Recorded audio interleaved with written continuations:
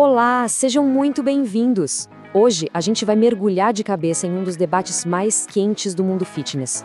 Para construir glúteos, qual exercício é o rei? Seria o agachamento com barra, aquele clássico que todo mundo conhece? Ou seria a elevação pélvica, a queridinha da internet? Bom, vamos deixar de lado um pouco o que se ouve na academia, as tendências de rede social e ir direto ao ponto.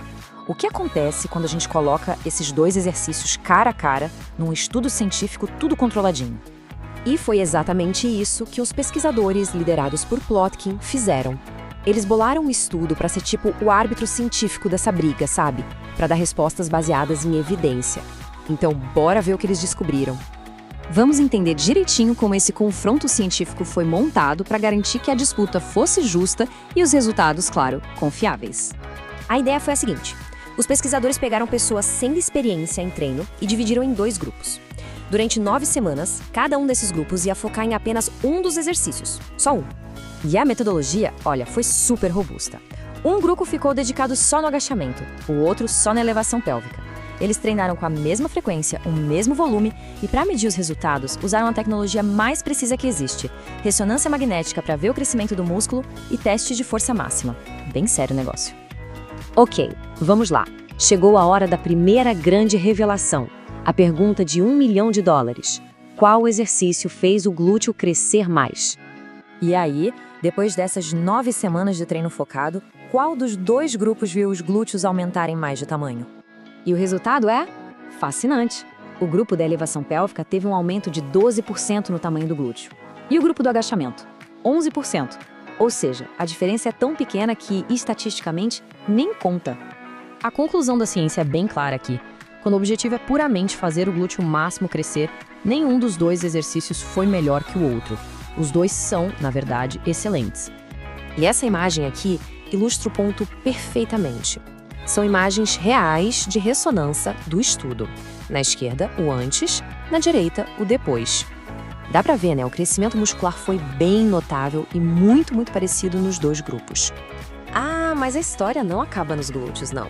Vamos olhar para as coxas, porque aí o jogo vira. E aqui a diferença é gritante. O agachamento resultou num crescimento muito maior, tanto do quadríceps quanto dos adutores, quando comparado com a elevação pélvica. E, de novo, as imagens da ressonância confirmam os números. Fica bem claro que o agachamento é um exercício muito mais completo para o desenvolvimento das pernas como um todo. Isso faz dele a melhor escolha se o objetivo for o tamanho geral da parte inferior do corpo. Ok, já falamos de tamanho, agora vamos falar de função. Segundo round, força. Qual exercício deixa a pessoa mais forte de um modo geral?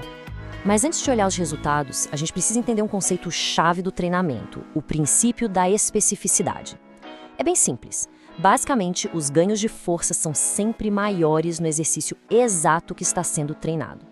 E os dados do estudo são um exemplo perfeito disso. O grupo do agachamento ficou muito mais forte no agachamento.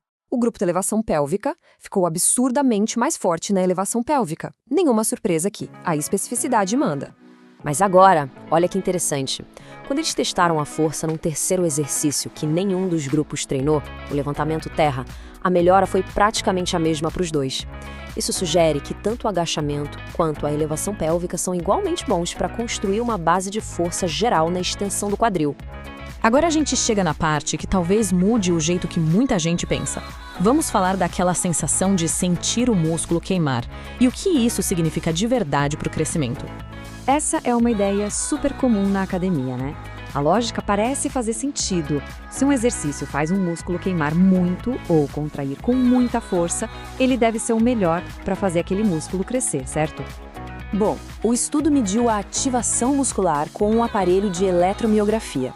E os resultados confirmaram a sensação. A elevação pélvica gera sim uma atividade elétrica muito maior nos glúteos do que o agachamento. E isso leva a gente a uma pergunta bem lógica. Se a elevação pélvica ativa mais os glúteos, ela não deveria ter gerado mais crescimento muscular também? E aqui está o grande plot twist da pesquisa. A resposta é não. Apesar da elevação pélvica gerar muito mais ativação, o crescimento real dos glúteos foi o mesmo. Essa é a principal lição do estudo. Sentir o músculo queimar não é um bom indicador de crescimento a longo prazo. Certo. Com todos esses dados em mãos, como a gente pode transformar isso em uma orientação prática? Algo que dê para usar de verdade na hora de montar o treino? Essa tabela aqui resume tudo de um jeito bem claro. Se o objetivo número 1 é maximizar o crescimento dos glúteos, tanto faz. Ambos são escolhas excelentes. Se a meta é o desenvolvimento geral das pernas, aí o agachamento é a escolha superior. Agora, se a ideia é isolar os glúteos com o mínimo de trabalho para as coxas, a elevação pélvica é imbatível.